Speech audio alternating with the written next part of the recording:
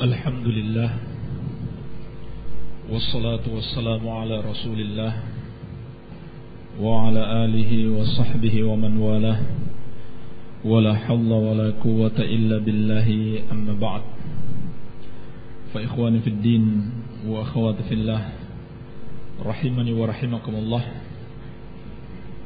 Insyaallah ta'ala kita akan melanjutkan pembahasan tentang faidah-faidah penting dari surat Al-Fatihah. Terakhir kita sebutkan tadi, harus dibedakan dalil-dalil yang menyebutkan rahmat, dan dimaksudkan di situ adalah sifat Allah, dan juga yang menyebutkan rahmat dan dimaksudkan di situ adalah ciptaan Allah. Tadi kita sudah berikan contoh firman Allah Subhanahu wa taala dalam hadits qudsi, "Inna rahmati sabaqat ghadabi." Sesungguhnya rahmatku mendahului kemurkaanku. Ini sifat atau makhluk?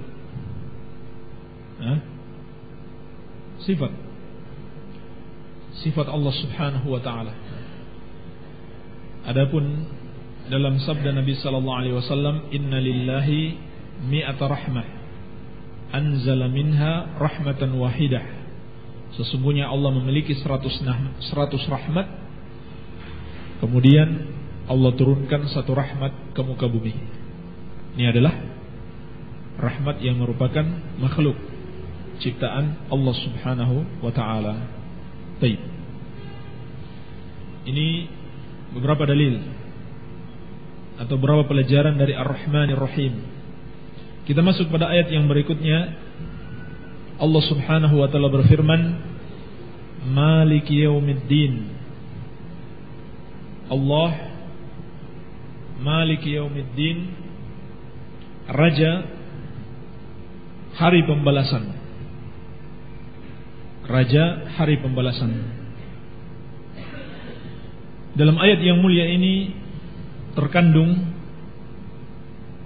banyak sekali pelajaran yang sangat berharga. Di antaranya isbat milkillahi azza wa jalla khasatan yaumal qiyamah.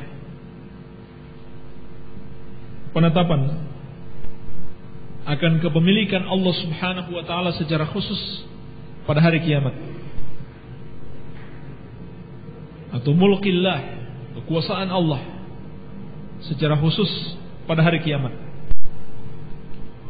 Walaupun Allah Subhanahu wa taala adalah Malik Jami'il Ayyam, Dia adalah raja seluruh hari. Dia adalah raja seluruh hari. Tetapi di sini Allah Subhanahu wa taala memberikan pengkhususan dengan Yaumuddin, hari pembalasan. Kenapa? Untuk mengingatkan kita bahwa hari itu khusus bagi Allah. Kekuasaan hanya ada di tangannya. Berbeda dengan hari-hari di dunia. Sebagian kekuasaan masih diberikan kepada makhluk. Masih ada makhluk yang disebut sebagai penguasa, yang disebut sebagai raja. Walaupun tentunya kita tidak menyamakan antara kekuasaan makhluk, kepemilikan makhluk dengan kekuasaan serta kepemilikan Allah Subhanahu wa taala. Kekuasaan makhluk adalah kekuasaan yang terbatas. Sedangkan kekuasaan Allah tidak ada yang bisa membatasinya. Buktinya, makhluk dia menguasai sesuatu, tetapi dia tidak menguasai yang lainnya. Bahkan dia menguasai sesuatu, tapi dia tidak bebas memperlakukan apapun yang dia inginkan terhadap sesuatu tersebut. Contohnya, kita punya mobil, kita pemilik mobil itu, kita penguasa mobil itu, tetapi kita tidak bebas mau merusak mobil kita sendiri. Apa boleh? Kita punya mobil kita sendiri kita rusak? Enggak boleh. Dilarang dalam syariat. Menyia-nyiakan harta dilarang di dalam syariat. Berarti kepemilikan manusia kepemilikan yang terbatas. Kekuasaan makhluk, kekuasaan yang sangat terbatas, tidak mutlak sebagaimana kekuasaan dan kepemilikan Allah Subhanahu wa taala. Adapun Allah terserah Allah. Dia berbuat sesuai dengan kehendaknya. Kalau Allah mau menghancurkan dunia ini, membinasakan seluruh makhluk yang ada dalamnya, itu hak Allah. Itu adalah hak Allah, tidak ada yang bisa melarangnya, tidak ada yang bisa mengatakan itu salah. Tidak ada. Allah Maha Kuasa dan kekuasaannya Maha luas.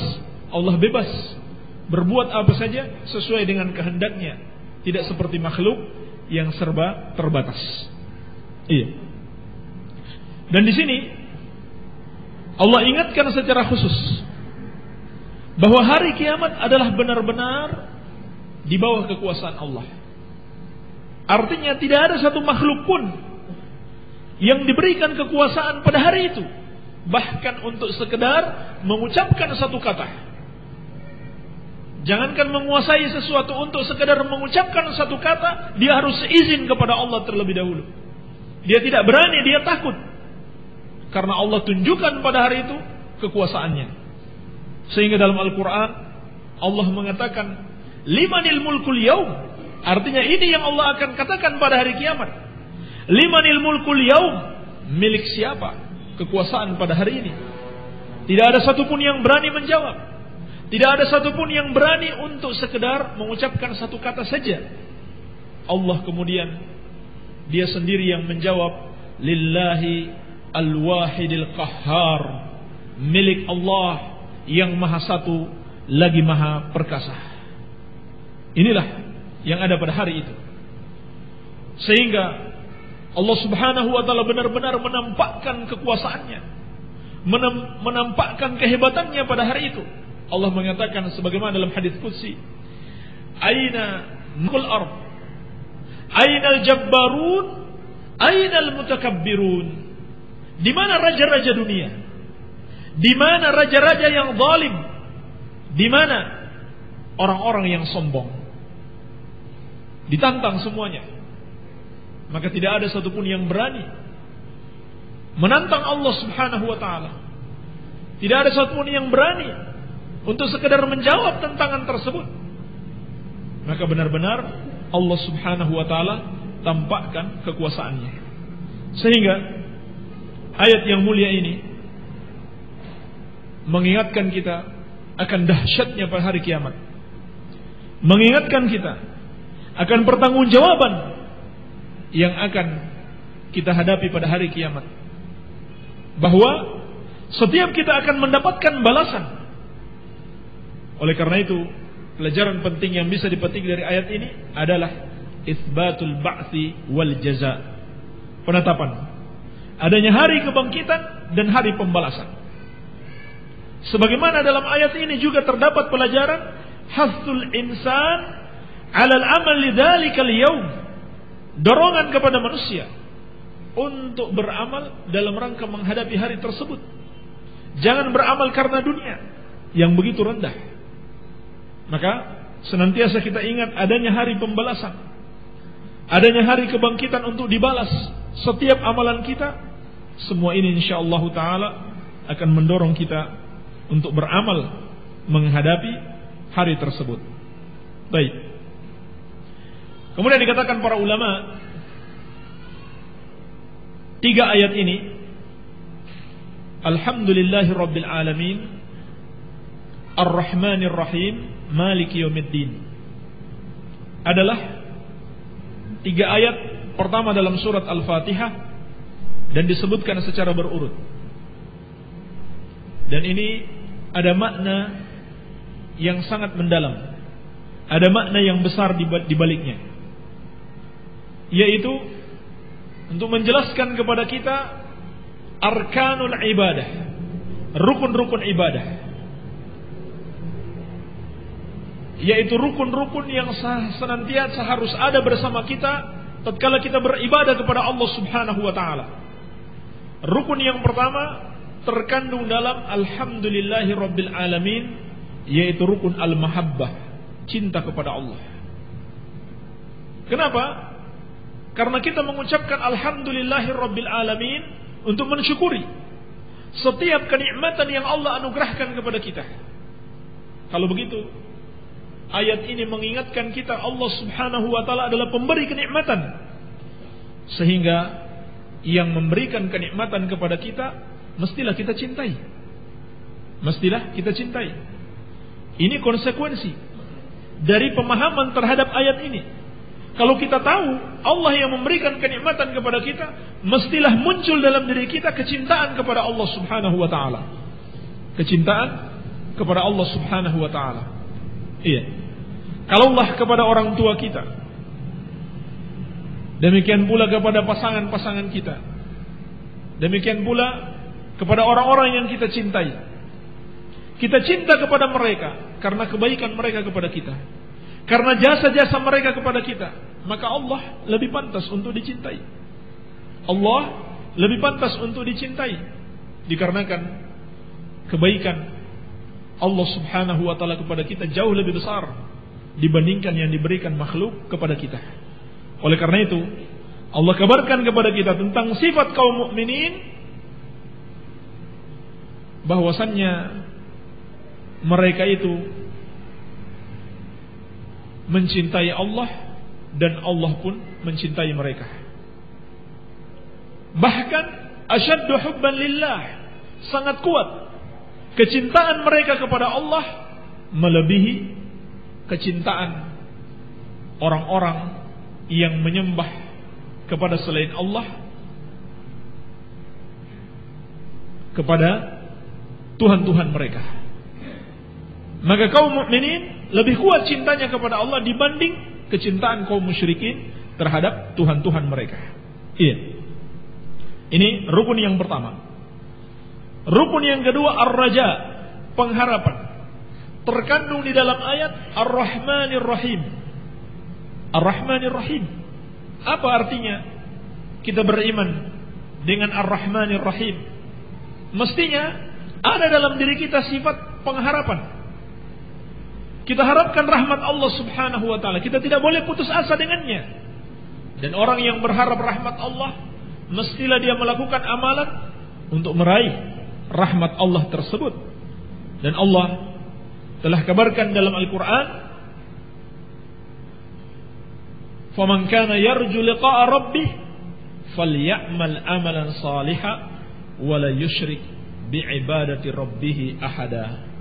Maka barang siapa yang mengharapkan perjumpaan dengan Rabbnya, siapa yang mengharapkan perjumpaan dengan Rabbnya? Perjumpaan di sini yang dimaksudkan adalah perjumpaan dalam keadaan dirahmati oleh Allah, bukan dalam keadaan dimurkai oleh Allah. Sebab setiap makhluk akan berbicara dengan Allah tanpa ada yang menerjemahkan. Setiap makhluk akan berbicara langsung dengan Allah tanpa ada yang menerjemahkan. Setiap makhluk akan berjumpa dengan Allah, hanya saja ada yang berjumpa dalam keadaan dirahmati dan ada yang dimurkai. Maka siapa yang mengharapkan perjumpaan dengan Allah dalam keadaan dirahmati, falyamal amalan salihah wala yusyrik bi'ibadati rabbih ahada. Hendaklah dia beramal saleh dan tidak menyekutukan Allah di dalam beribadah kepadanya. Yakni dua syarat dalam beribadah harus dia penuhi. Pertama, beramal saleh, yang kedua tidak menyekutukan Allah. Apa itu amal saleh?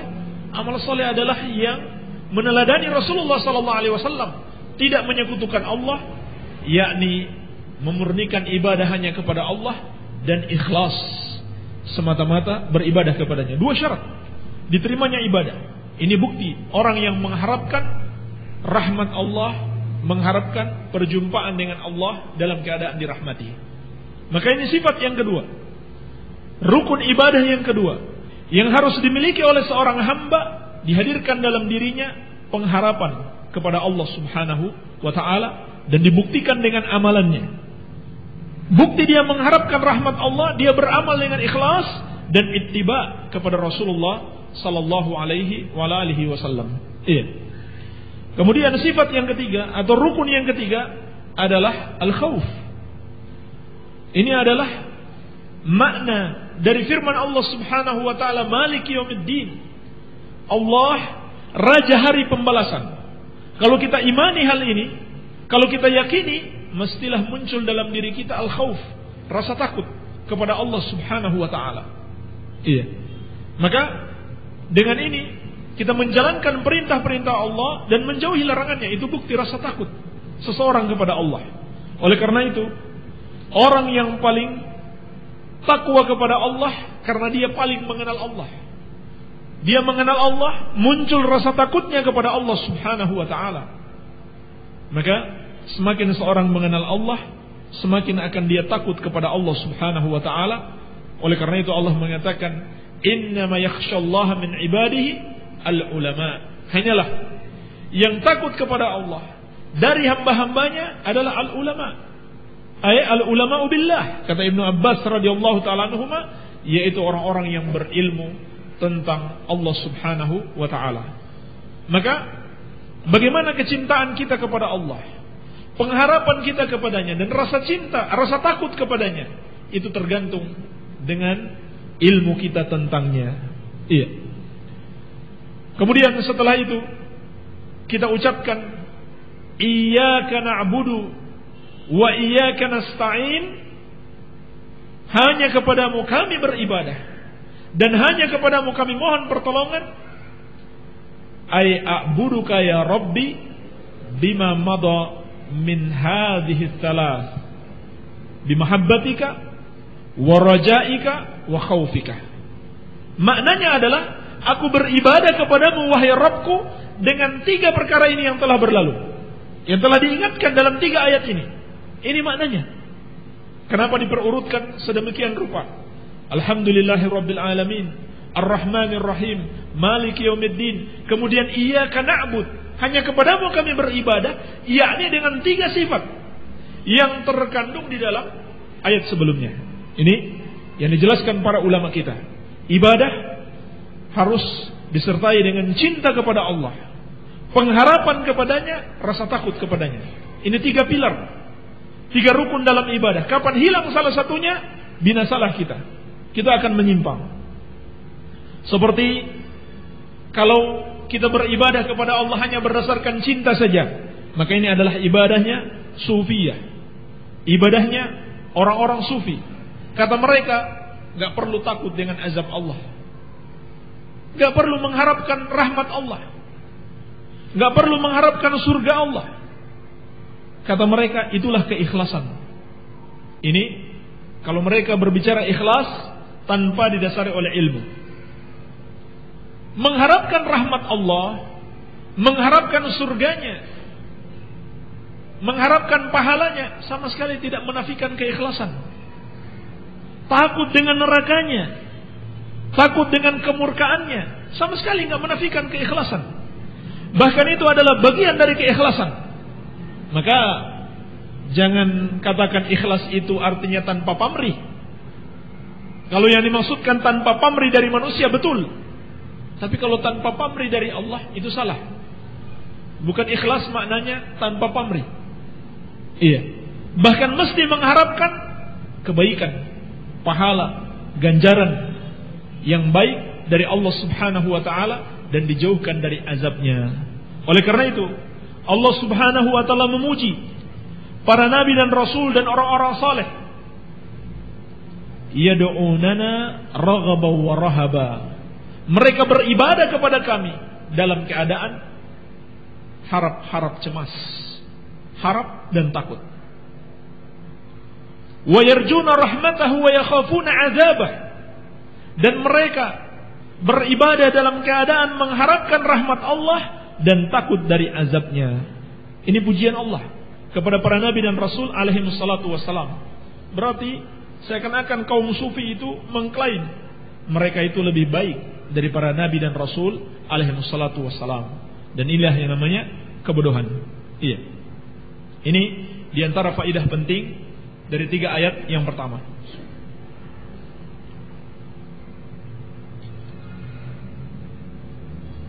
Kemudian dalam ayat iyyaka na'budu wa iyyaka nasta'in terdapat banyak sekali pelajaran yang sangat berharga Di antaranya isbat tauhidul uluhiyah wa tauhid ar-rububiyah. Dalam ayat iyyaka na'budu terdapat penetapan tauhid uluhiyah. Tauhid uluhiyah. Iyyaka na'bud, hanya kepadamu kami beribadah. Maknanya apa? Kita meyakini ibadah itu hanya pantas bagi Allah Subhanahu wa taala. Tidak boleh diberikan kepada selain Allah Subhanahu wa taala. Makanya dikatakan iyyaka na'bud, bukan sekedar na'buduka atau na'budu iyyaka, tapi dibalik. Dibalik itu ada makna tersendiri. Kalau orang mengerti bahasa Arab, berbeda na'budu iyyaka dengan iyyaka na'budu. Kalau na'budu iyyaka bisa saja bermakna kami beribadah kepadamu dan beribadah kepada selainmu. Tapi kalau dibalik itu tufidul hasar, bermakna pembatasan. Iyyaka na'bud, hanya kepadamu kami beribadah. Maka ini adalah penetapan tauhid uluhiyah. Dan inilah di antara makna terpenting dalam surat Al-Fatihah. Sebab dia adalah hak Allah Subhanahu wa taala yang paling tinggi. Dan kewajiban makhluk yang paling besar, yaitu memurnikan ibadah hanya kepada Allah Subhanahu wa taala. Kemudian dalam ayat iyyaka nasta'in terkandung tauhid rububiyah. Sebab ketika kita memohon pertolongan kepada Allah Subhanahu wa taala, berarti kita yakin hanya Dia yang mampu menolong kita. Hanya Dia yang memiliki sifat-sifat rububiyah, yang dengan sifat-sifat itulah Dia mampu menolong kita. Oleh karena itu, isti'anah termasuk juga ibadah. Sehingga siapa yang minta pertolongan kepada selain Allah Subhanahu wa taala, yaitu kepada sesembahan selain Allah, atau dia meminta pertolongan dalam perkara yang tidak dimampui kecuali hanya oleh Allah, berarti dia telah menyekutukan Allah Subhanahu wa taala. Iya. Maka sangat mengherankan, ada sebagian orang mengaku muslim, setiap hari dia membaca ayat ini, iyyaka na'budu wa iyyaka nasta'in, dan hanya kepadamu kami mohon pertolongan. Kenyataannya ketika dia ditimpa musibah, dia datang di kuburan-kuburan keramat. Dia datang di tempat-tempat keramat untuk berdoa kepada penguasa di tempat tersebut. Padahal Allah yang maha menguasai semua tempat. Untuk berdoa kepada para wali yang sudah dikubur. Dan itu adalah perbuatan syirik besar. Baik dia meminta dengan dalih tawassul agar permohonannya diteruskan kepada Allah, ataukah dia mengharapkan dikabulkan langsung oleh penghuni kubur tersebut, sama. Kedua-duanya adalah syirik besar, disepakati oleh seluruh ulama, tidak ada yang berbeda pendapat. Tidak ada ulama yang berbeda pendapat, semuanya sepakat itu adalah syirik besar yang menyebabkan murtad, pelakunya keluar dari Islam. Sebagaimana kata Syekh Muhammad bin Abdul Wahhab rahimahullah dalam pembatal keislamannya, man ja'ala bainahu bainallahi wasa'id yad'uuhum wa yas'aluhum asy-syafa'ah wa yatawakkal 'alaihim kafara ijma'an. Barang siapa yang menjadikan antara dirinya dengan Allah perantara-perantara, dia berdoa kepada para perantara tersebut, dan dia memohon syafaat kepada mereka, dan dia bertawakal kepada mereka, maka dia kafir menurut kesepakatan para ulama. Tapi kok ada orang yang katanya kiai, katanya ustadz, katanya dai besar, dai kondang, mengajarkan berdoa kepada orang-orang saleh adalah tawassul. Kalau begitu, kita tahu orang ini adalah dajjal, pendusta yang menyelisihi kesepakatan para ulama, adalah orang yang jahil. Orang yang jahil tetapi dianggap sebagai orang alim. Ini yang berbahaya. Ini yang berbahaya. Ahli ibadah tetapi dianggap sebagai alim. Ini berbahaya sekali, menyesatkan manusia. Perbuatan syirik besar dikatakan sebagai tawassul kepada Allah Subhanahu wa taala. Iya. Maka ini membuktikan apa? Masih banyak kaum muslimin yang hanya bisa membaca saja tanpa memahami maknanya. Buktinya mereka baca iyyaka na'budu wa iyyaka nasta'in, mereka masih beribadah kepada selain Allah, masih meminta pertolongan kepada selain Allah Subhanahu wa taala. Maka iyyaka na'budu wa iyyaka nasta'in ada penetapan tauhid uluhiyah dan rububiyah. Jadi lengkap sudah surat Al-Fatihah mengandung tauhid rububiyah, tauhid uluhiyah dan tauhidul asma was sifat. Baik. Bahkan telah kita jelaskan sebelumnya dalam bismillah saja belum dilanjutkan bismillahirrahmanirrahim sudah terdapat. Dalam bismillah sudah terdapat penetapan 3 macam tauhid rububiyah, uluhiyah dan asma wa sifat.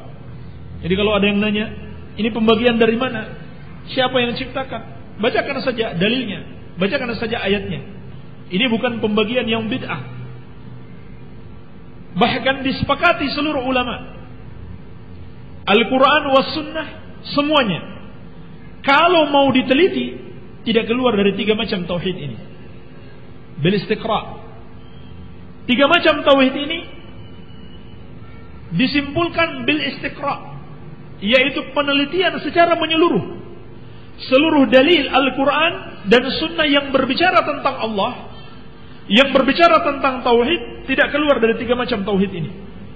Rububiyah, uluhiyah dan asma wa sifat. Bahkan terkadang dalam satu ayat sudah tercakup 3 macam tauhid ini. Karena ada sebagian orang yang mengingkari pembagian tauhid, baik pengingkarannya dari sisi mengatakan itu sebagai muhdats, sesuatu yang baru,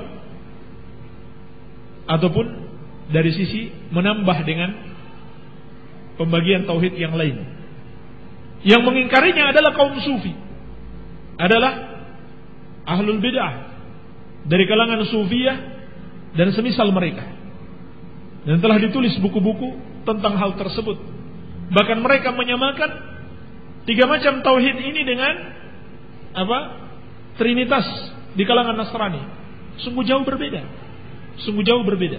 3 macam tauhid ini adalah pengesaan kepada Allah, sedangkan Trinitas adalah persekutuan, kesyirikan terhadap Allah Subhanahu wa taala. Dan di antara buku yang sangat bagus perlu kita baca membantah kaum sufi dalam hal ini adalah kitab yang ditulis oleh Syekh Abdul Razzaq bin Abdul Muhsin Al-Abbad hafizahumullah taala, dan diberi kata pengantar oleh Syekh Saleh Al-Fauzan hafizahullah taala. Ana lupa judul kitabnya. Siapa yang ingat? Ada yang ingat? Baik, beliau punya satu kitab bagus, ya, bantahan ala man ankara taqsimat tauhid. Ya. Awal kitabnya ana lupa judulnya. Pokoknya akhirnya ala man ankara taqsimat tauhid. Bantahan kepada mereka yang mengingkari pembagian tauhid. Beliau bantah secara rinci, bagus bantahannya. Iya. Sebagaimana di situ juga beliau bantah terhadap mereka yang menambah tauhid menjadi 4, yaitu kaum Khawarij dari kalangan Ikhwanul Muslimin, Wahda Islamiyah dan semisal dengan mereka, yaitu tauhid hakimiyah. Tauhid hakimiyah. Dan mereka memiliki tujuan jelek dan memiliki pemahaman yang rusak, sehingga mereka tambahkan tauhid ini, yaitu pemahaman takfir, pengkafiran, dan dakwah dengan berorientasi kepada kekuasaan, bukan kepada tauhid itu sendiri. Sehingga perlu mereka tambahkan tauhid hakimiyah untuk mendukung penyimpangan mereka. Padahal tauhid hakimiyah di satu sisi dia bagian dari tauhid rububiyah, yaitu meyakini Allah sebagai al-hakim, penentu hukum. Dan di sisi lain dia adalah bagian dari tauhid uluhiyah, yaitu seorang hamba harus berhukum dengan hukum Allah, itu tauhid uluhiyah. Maka sudah masuk. Apakah dia masuk dari sisi tauhid rububiyah ataupun tauhid uluhiyah, sehingga tidak diperlukan pembagian yang keempat, sehingga dikatakan oleh Syekh Shalih Al-Fauzan dalam syarah akidah tahawiyah beliau, itu termasuk kategori bid'ah, mengada-ngada dalam agama.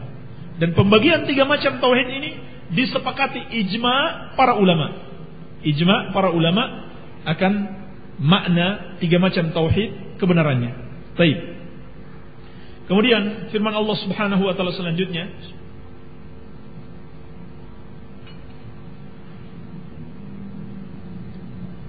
Ihdinas siratal mustaqim siratal ladzina an'amta 'alaihim ghairil maghdubi 'alaihim waladdallin. 2 ayat yang terakhir dalam surat Al-Fatihah, kita berdoa kepada Allah, Ihdinas siratal mustaqim, berikanlah kami hidayah kepada jalan yang lurus. Ulama menjelaskan permohonan hidayah yang dimaksudkan di sini mencakup 2 macam hidayah, yaitu al-hidayatu ila ilmin wal hidayatu ila amalin.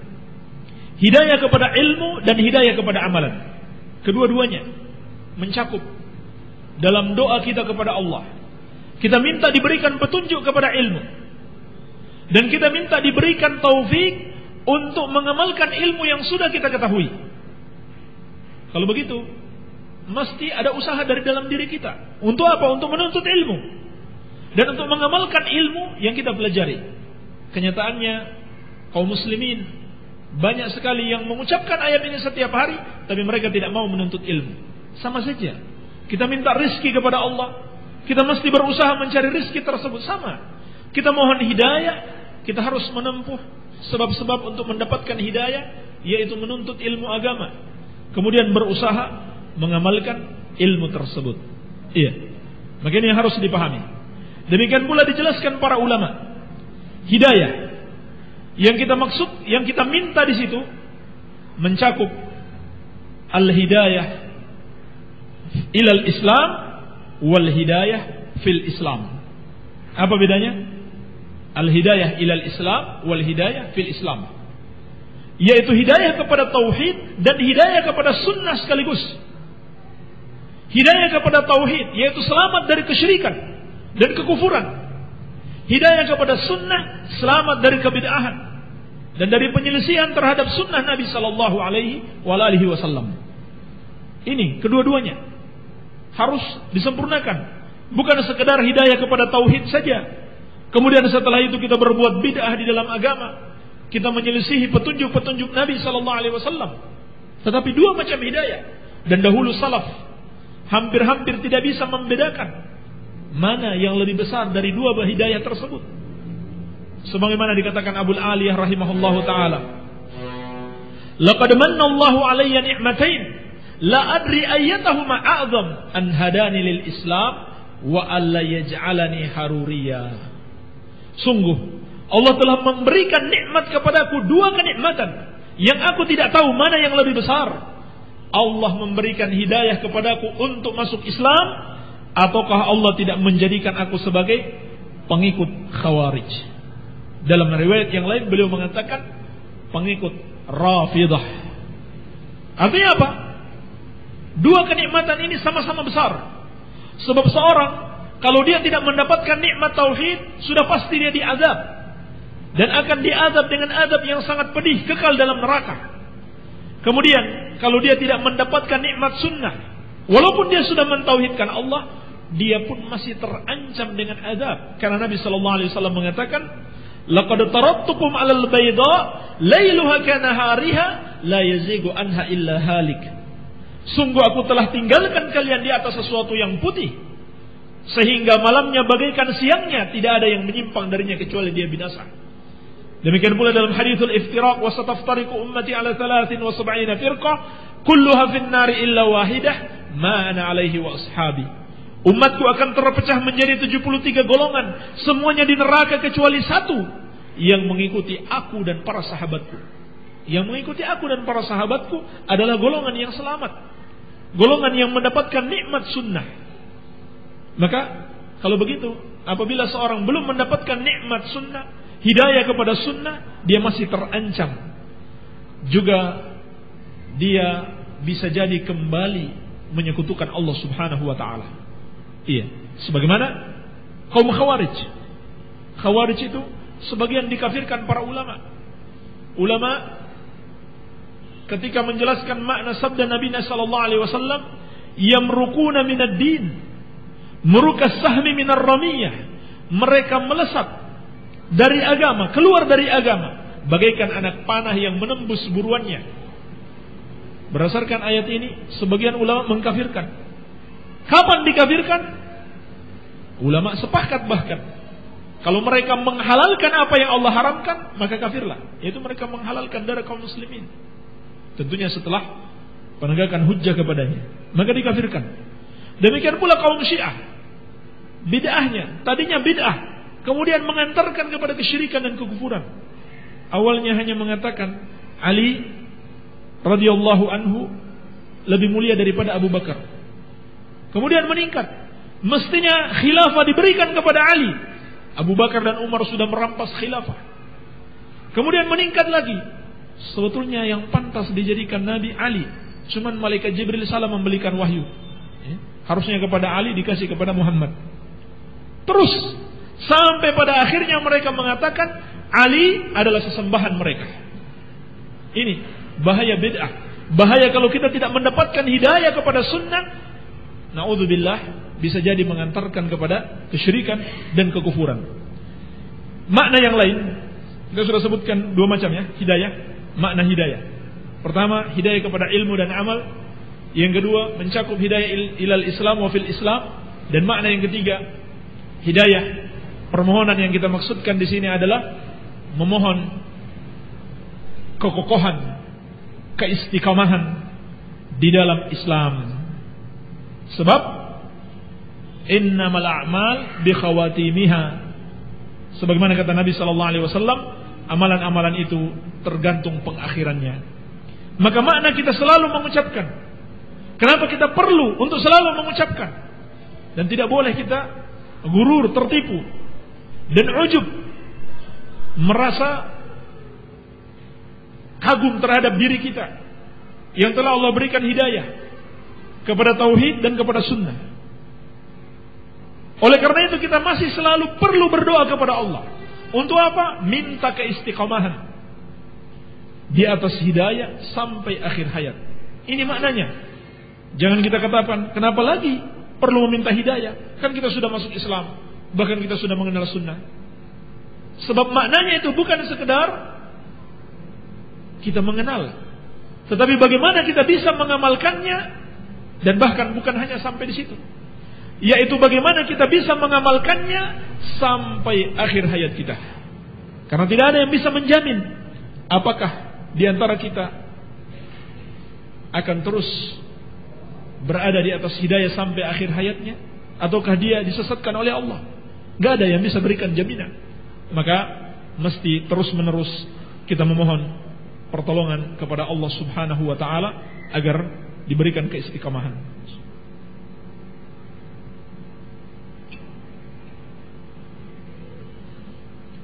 Di dalam dua ayat ini, iyyaka na'budu wa iyyaka nasta'in, kemudian ihdinas siratal mustaqim, terkandung pelajaran yang sangat berharga, yaitu tiga perkara yang diperlukan oleh seorang hamba di dalam merealisasikan ibadah. Di dalam merealisasikan ibadah. Yang pertama adalah keikhlasan. Terkandung dalam ayat iyyaka na'bud, hanya kepadamu kami beribadah. Berarti mengikhlaskan ibadah itu hanya bagi Allah. Ibadah yang tidak ikhlas tidak akan diterima oleh Allah. Kemudian yang kedua, ibadah itu perlu kekuatan. Nggak akan bisa seseorang beribadah tanpa kekuatan yang Allah berikan kepadanya. Oleh karena itu, kita senantiasa meminta kepada Allah. Kita senantiasa meminta pertolongan kepada Allah. Wa iyyaka nasta'in, dan hanya kepadamu kami mohon pertolongan. Dan inilah rahasianya. Kenapa disebutkan ibadah, kemudian disebutkan isti'anah? Kenapa tidak isti'anah terlebih dahulu, kemudian ibadah? Kenapa tidak iyyaka nasta'in wa iyyaka na'bud? Tetapi iyyaka na'budu wa iyyaka nasta'in. Dikatakan para ulama ada dua hikmah penting. Yang pertama, karena iyyaka na'bud adalah hak Allah, maka hak Allah harus lebih didahulukan. Ini peringatan bagi kita. Sedangkan iyyaka nasta'in adalah hak makhluk, maka hak makhluk mesti senantiasa di nomor duakan. Nomor satunya adalah hak Allah subhanahu wa ta'ala yang harus lebih diutamakan. Dan hikmah yang kedua, sebab ibadah membutuhkan pertolongan Allah subhanahu wa ta'ala. Kita diingatkan. Setelah kita diingatkan dengan ibadah, kita diingatkan berikutnya untuk meminta pertolongan kepada Allah agar kita bisa beribadah kepadanya. Agar kita bisa beribadah kepadanya. Menunjukkan di sini apa? Menunjukkan bahwasannya makhluk tidaklah pantas menyombongkan diri. Ini diantara pelajaran penting yang bisa kita petik dari ayat ini. Makhluk tidaklah pantas menyombongkan diri dengan amal soleh yang mampu dia kerjakan, dengan ibadah-ibadah yang ada pada dirinya, dengan ilmu dan ketakwaan. Tidak patut dia merasa lebih hebat daripada yang lain. Dia kagum terhadap dirinya, tidak patut. Kenapa? Karena hakikatnya dia bisa begitu karena pertolongan Allah subhanahu wa ta'ala. Bukan karena kehebatan dia, tetapi karena pertolongan Allah subhanahu wa ta'ala. Dan pelajaran lain yang bisa kita petik, kalau saja dalam masalah agama itu tidak bisa dia sombongkan, apalagi dalam masalah duniawi. Apalagi dia menyombongkan diri karena dia lebih kaya daripada yang lain. Padahal dalam masalah ilmu, ketakwaan yang jauh lebih bernilai daripada kekayaan, tidak boleh dia sombongkan. Dan Nabi SAW telah mengingatkan, salasun muhlikat, 3 perkara yang membinasakan. Syuhun muta' wa hawan muttaba' wa ijabul mar'i binafsih. Kekikiran yang ditaati, hawa nafsu yang dituruti, dan kekaguman seseorang terhadap dirinya sendiri. Yang ketiga, ibadah itu perlu ittiba. Perlu ittiba. Tidak akan diterima ibadah tanpa ittiba. Inilah makna ihdinas siratal mustaqim. Artinya dalam beragama perlu ittiba. Oleh karena itu kita minta hidayah oleh Allah, hidayah kepada Allah subhanahu wa ta'ala. Sebab hidayah dari Allah tidak akan diberikan kepada kita secara langsung, maksudnya hidayah ilmu, tetapi melalui perantara para nabi dan rasul alaihi wassalatu wassalam. Oleh karena itu pelajaran yang bisa kita petik dari ayat ini adalah isbatur risalah, penetapan kerasulan, adanya kerasulan.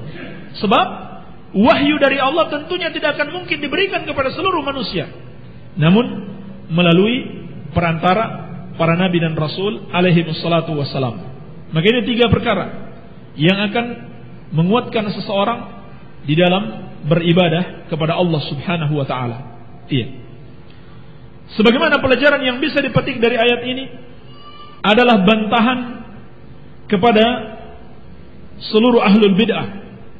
Bantahan kepada seluruh ahlul bid'ah. Kenapa? Karena ahlul bid'ah itu semuanya menyimpang dari jalan yang lurus. Semuanya menyimpang dari jalan yang lurus. Dan jalan yang lurus dimaksudkan tidak lain adalah jalan para nabi dan rasul alaihi wassalatu wassalam. Demikian pula para sahabat radhiyallahu taala anhum ajma'in. Iya. Maka bantahan terhadap ahlul bid'ah seluruhnya. Baik. Kemudian Allah subhanahu wa ta'ala berfirman, siratal ladzina an'amta alaihim ghairil maghdubi alaihim waladdallin. Ayat ini menjelaskan kepada kita manusia memiliki 3 jalan. Manusia itu ada 3 golongan, tidak lebih daripada itu. Yang pertama, golongan yang Allah berikan kenikmatan. Yang kedua, golongan yang Allah murkai. Dan yang ketiga, golongan yang sesat. Siapa mereka? Golongan yang Allah berikan kenikmatan, mereka itu adalah golongan orang-orang yang berilmu dan beramal. Cocok dengan penafsiran sebelumnya. Memohon hidayah kepada Allah, kepada jalan yang lurus, yaitu memohon ilmu dan amalan.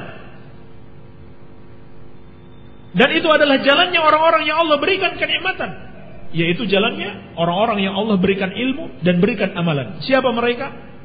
Allah jelaskan di dalam surat An-Nisa, "Wa may yuti'illaha war rasulah fa ulaika ma'al ladzina an'ama Allahu 'alaihim minan nabiyyina was-siddiqina wasyuhada was-salihin wa hasuna ulaika rafiqa." Dan barang siapa yang taat kepada Allah dan Rasulnya, maka dia akan bersama orang-orang yang Allah berikan kenikmatan, yaitu para nabi, para siddiqin, orang-orang yang membenarkan para nabi, wasyuhada, orang-orang yang mati syahid, wassalihin, dan orang-orang yang saleh. Orang-orang yang saleh yaitu yang beramal dengan ikhlas dan sesuai petunjuk Rasulullah sallallahu alaihi wasallam, dan merekalah sebaik-baiknya teman. Iya.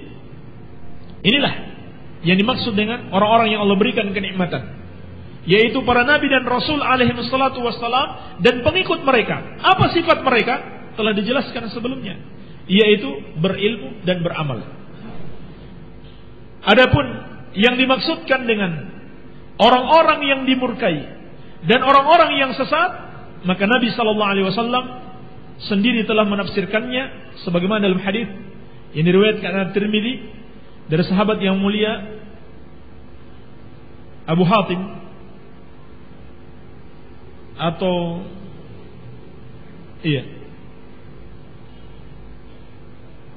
Adi bin Hatim, sahabat yang mulia Adi bin Hatim radhiyallahu anhu, dan disahihkan Syekh Al-Albani. Nabi sallallahu alaihi wasallam bersabda, "Al-maghdub alaihimul yahud wad-dhalin an-nasara." Yang dimaksud dengan orang-orang yang dimurkai adalah Yahudi, sedangkan yang sesat adalah Nasrani. Yang sesat adalah Nasrani. Dan itu bukan bermakna Yahudi itu tidak sesat, tetapi dimurkai adalah sifat yang lebih khusus bagi mereka. Tidak pula bermakna Nasrani itu tidak dimurkai, tetapi sifat sesat lebih khusus bagi mereka. Dijelaskan para ulama kenapa orang-orang Yahudi itu dimurkai dan kenapa orang-orang Nasrani itu sesat. Dikarenakan Yahudi memiliki ilmu tetapi tidak mengamalkan ilmu mereka. Buktinya, mereka kenal Nabi sallallahu alaihi wasallam. Mereka tahu persis inilah Nabi yang mereka tunggu-tunggu. Sampai Allah katakan, ya'rifunahu kama ya'rifuna abna'ahum. Mereka kenal beliau seperti mengenal anak-anak mereka sendiri. Dan inilah sebabnya kenapa orang-orang Yahudi itu ada di Madinah. Kenapa mereka ada di Madinah ketika itu sebelum Nabi sallallahu alaihi wasallam datang ke sana? Karena mereka sudah baca di dalam kitabnya, kelak Nabi yang mulia ini, Nabi akhir zaman akan hijrah ke sana. Akan hijrah ke Madinah. Sudah mereka tunggu di sana. Iya. Tetapi setelah Nabi itu datang dan mereka tahu persis inilah Nabi yang mereka tunggu, mereka tidak mau beriman kepada beliau. Mereka ingkari ilmu yang mereka miliki. Mereka tidak amalkan ilmu yang sudah mereka ketahui. Kenapa? Sifat hasad dan sifat permusuhan mereka kepada para nabi dan rasul alaihi wassalatu wassalam. Kenapa? Karena bukan berasal dari golongan mereka dan tidak bersesuaian dengan hawa nafsu mereka. Iya. Adapun orang-orang Nasrani, kenapa mereka itu sesat? Dikarenakan mereka beramal tanpa didasari oleh ilmu. Maka mereka tersesat. Inilah akibatnya, beramal tanpa didasari oleh ilmu. Sampai akhirnya seorang nabi yang diutus kepada mereka untuk mengajak mereka beribadah kepada Allah, mereka angkat sebagai sesembahan mereka. Ini bahaya kesesatan. Jadi manusia itu hanya ada 3 golongan. Golongan yang pertama, yang memiliki ilmu dan mengamalkan ilmunya. Golongan yang kedua, yang berilmu tapi tidak diamalkan. Dan golongan yang ketiga, yang beramal tanpa didasari oleh ilmu. Hanya yang 3 ini saja manusia, tidak keluar dari 3 jenis ini. Dan Nabi SAW diutus dengan ilmu dan amal. Huwallazi arsala rasulahu bil huda wa dinil haq liyudhhirahu 'alad dini kullih. Dialah Allah yang mengutus Rasulnya dengan membawa petunjuk dan agama yang hak. Petunjuk yang dimaksud adalah ilmu, dan agama yang hak adalah amalan. Yang dengan itulah Allah menangkan atas semua agama. Berarti 2 ini, ilmu dan amal, adalah kunci kemenangan, kunci kejayaan. Pelajaran penting yang bisa kita petik dari ayat ini, bahwasannya di antara sebab keluarnya seseorang dari jalan yang lurus adalah al-inad wal jahal. Al-inad, permusuhan, kebencian, hasad terhadap kaum mukminin, terhadap para dai yang mengajak kepada Allah, terhadap ahlus sunnah, terhadap para ulama, terhadap para nabi dan rasul alaihi wassalatu wassalam. Inilah yang menyebabkan tersesatnya orang-orang Yahudi. Sedangkan kebodohan adalah sebab tersesatnya orang-orang Nasrani. Maka dua perkara ini adalah sebab kesesatan: kebencian, permusuhan, dan kejahilan. Iya. Maka semoga Allah Subhanahu wa taala menggolongkan kita ke dalam golongan yang orang-orang Allah Subhanahu wa taala berikan kenikmatan kepada mereka yang selalu menuntut ilmu dan mengamalkan ilmu tersebut. Golongan para nabi dan rasul alaihi wassalatu wassalam dan pengikut-pengikut mereka. Inilah inti dari surat Al-Fatihah. Di antara intinya adalah permohonan hidayah kepada Allah Subhanahu wa taala agar kita meraih kebahagiaan di dunia dan di akhirat kelak. Barangkali ini saja faidah-faidah yang bisa saya sampaikan berupa kesimpulan-kesimpulan dari keterangan para ulama, dan tentunya masih banyak pelajaran-pelajaran yang lain yang belum saya sampaikan. Bisa kita baca insyaallah taala dari penjelasan-penjelasan para ulama kita dalam kitab-kitab tafsir. Semoga yang sedikit ini ada manfaatnya. Lebih dan kurangnya saya mohon maaf. Yang benar itu datangnya dari Allah Subhanahu wa taala, dan yang salah dari kebodohan kami dan dari syaitan. Subhanakallahumma bihamdik, asyhadu an la ilaha illa anta, astaghfiruka wa atubu ilaik. Wa sallallahu ala nabiyyina Muhammadin wa alihi wa sallam. Wa akhiru da'wana anil hamdulillahi rabbil alamin.